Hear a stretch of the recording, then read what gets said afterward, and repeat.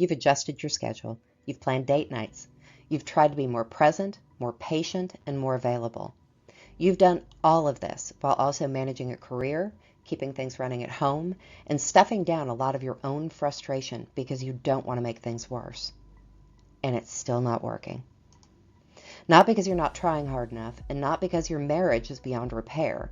It's because working harder is not what closes this gap. I know that sounds counterintuitive. Effort is the thing that has produced everything else you've built, so why shouldn't it work here? Well, that's exactly what this is about. I'm Alyssa Steins, a licensed clinical social worker and the founder of the Intimacy Upgrade. I work with high-achieving men who are navigating disconnection in their marriages. Men that are trying, who care, and who can't figure out why nothing is landing. By the end of this video, you're going to understand 3 things. Why effort works in almost every other area of your life, but consistently backfires in close relationships. What's actually happening in your nervous system when emotional conversations get hard, and why your defaults, however reasonable they might seem, increase disconnection rather than reduce it.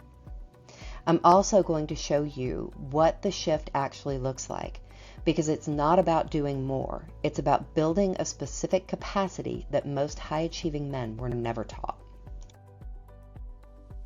Most of the men I work with are not the problem they've been told they are, and I bet you're the same. You're high-achieving, capable, and deeply invested in your marriage. When something isn't working, you do what's worked everywhere else. You identify the issue, you adjust your approach, you increase the effort, and you measure the results that follow. At work, that works. At work, effort plus strategy produces results. The relationship between what you put in and what you get out is very predictable. In close relationships, though, it's not. When you apply that same approach to disconnection in marriage, that adjusting, adding, pushing through, something predictable happens. That disconnection grows because increased effort without emotional capacity adds pressure and not connection. Trying harder in a marriage often looks like forcing yourself to stay in conversations when you're already past your limit.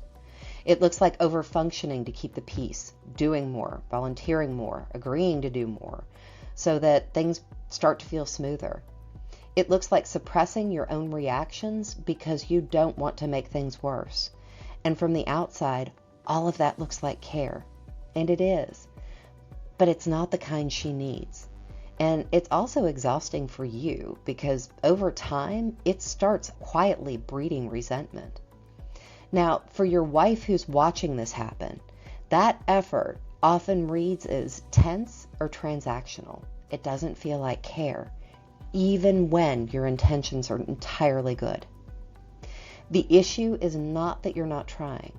The issue is that your doing creates more pressure in a situation that doesn't need more pressure. Here's what's actually happening. Most men were never taught how to stay emotionally regulated when pressure rises in a relationship. Now, that's not a character flaw. It's just something that most environments, professional, academic, cultural, it's what they required. What you were taught, either implicitly or explicitly, is a different set of responses. When you're under emotional pressure, the nervous system defaults to what it knows. And for most high-achieving men, that looks like fixing the problem. If something's wrong, find the cause and address it. It's explaining your intentions. If you're being misread, clarify. It's pulling back. Even if the conversation is escalating, you think that creating that distance is going to allow things to cool down. You push through. If you're uncomfortable, just override it and keep moving. Now, in a professional context, most of those work. They're efficient and they're functional. They get things resolved. But in an intimate relationship, they do just the opposite. Fixing the problem when your partner needs to feel heard makes her feel unheard. Explaining your intentions when she needs you to understand her feels like the subject is being changed.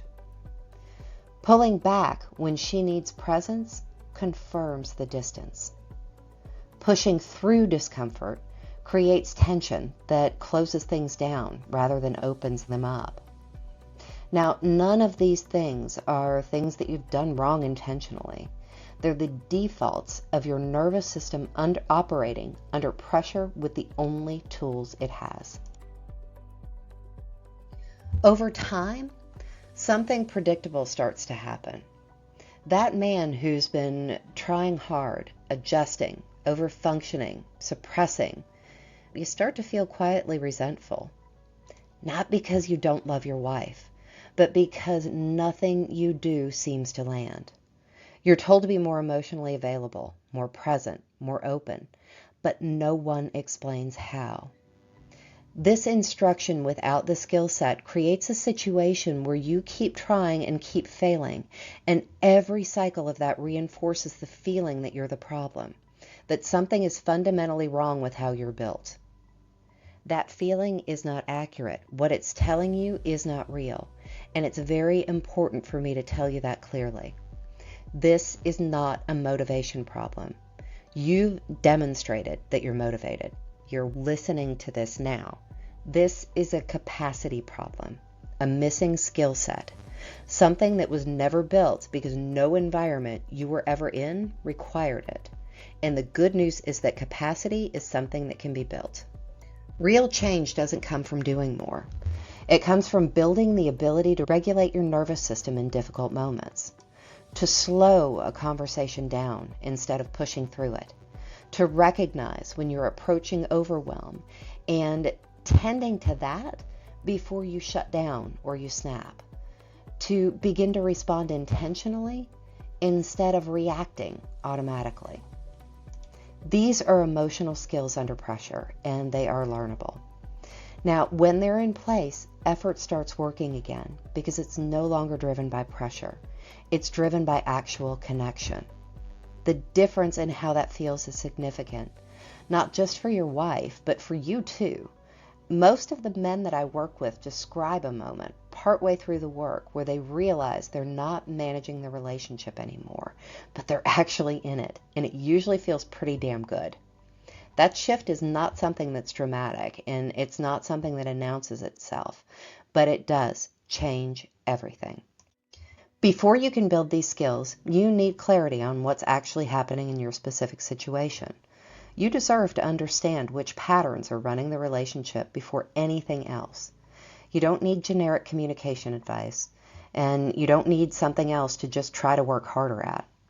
You deserve a specific picture of what is happening and why. And that's what the Disconnection Audit is designed to give you.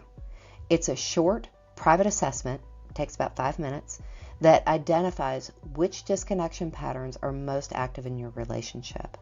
You get a specific result from it and not a score. You get a pattern name and a description of what that pattern looks like and feels like from the inside. You can find a link to it in the description below. I also want you to know that I have more videos that are coming in this series that are going to go deeper on specific patterns, like what's happening in your nervous system during conflict, why couples therapy often backfires for men, and what it actually looks like when things start to change. Subscribe to this channel so that you don't miss any of those. We'll talk soon.